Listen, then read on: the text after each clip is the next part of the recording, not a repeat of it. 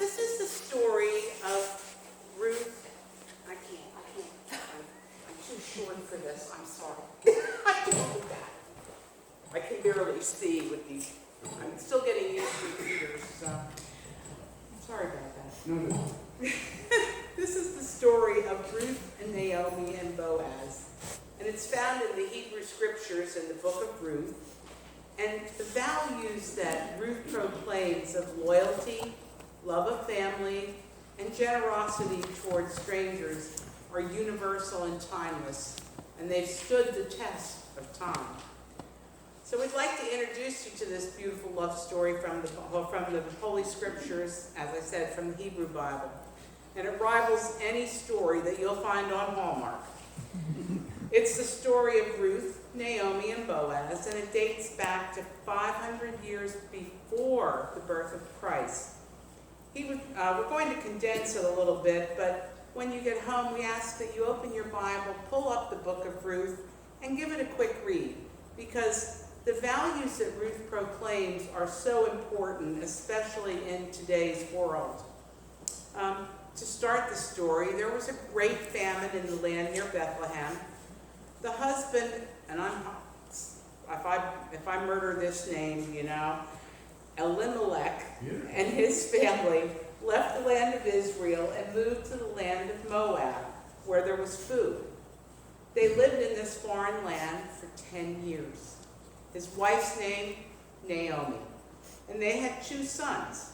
And after they moved to Moab, the sons found 2 young women there that they decided to marry. Tragedy came to Naomi not once, but several times. First, really unexpectedly, her husband died. And then it struck her once again as one by one, her 2 sons also died. So now Naomi's all by herself out there, and she decides she's going to move back to her country and her people, back to Bethlehem in the land of Israel. Her daughters-in-law said they'd return with her, even though it meant moving from their home and their families. But Naomi, being the good mom and mother-in-law she was, said, hey, stay where you're at, in your own country, with your own people and your own gods. The one daughter-in-law, Orpah, decided to stay and kissed her mother-in-law goodbye. But Ruth decided to go along.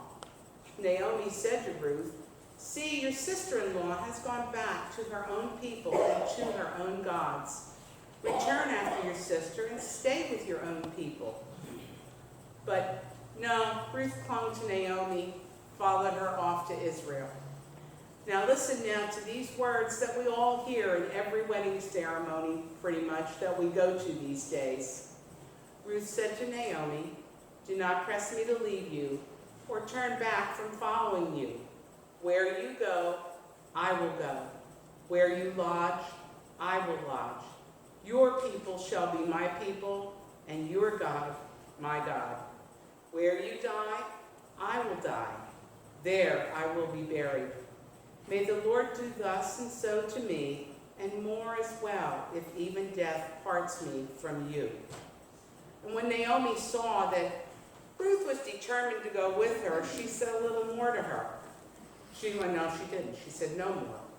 Reading ahead here. And this is kind of, to me, a display of faith that has probably never been matched in history. It shows a lot of faith in a person. Naomi and her daughter-in-law Ruth returned to Israel in the area near Bethlehem.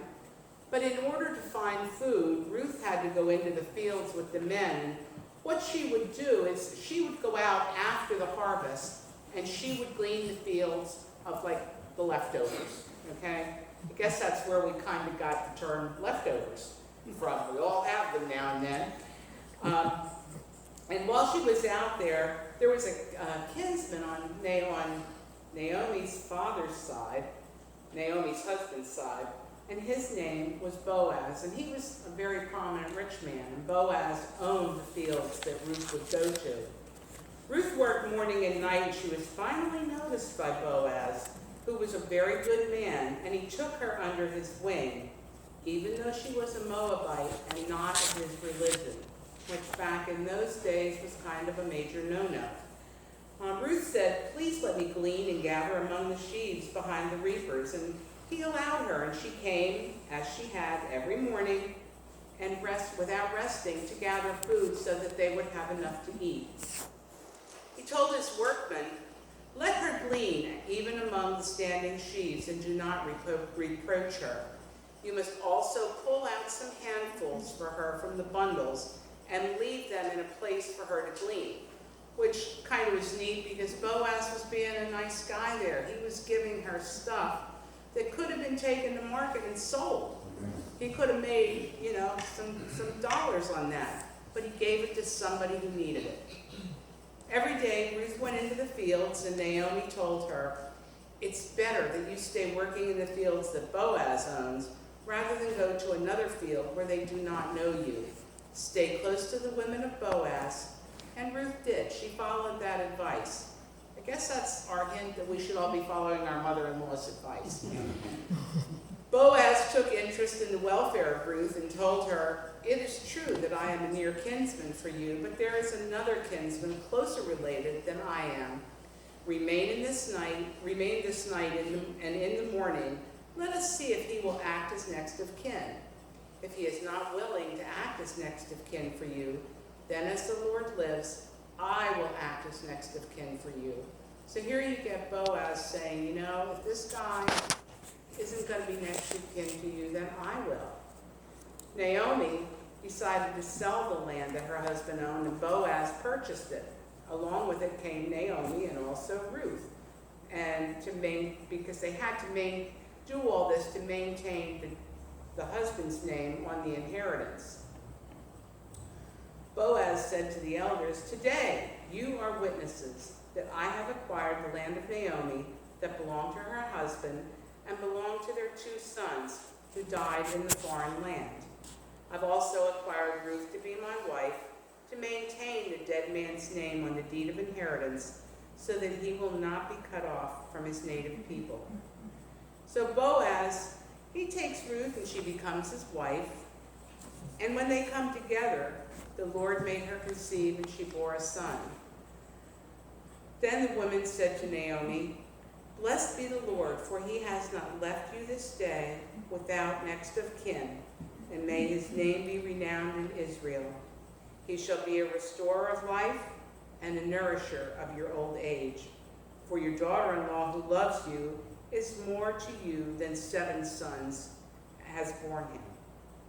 Naomi became the baby's nurse, and they named him Obed. Kind of an odd name.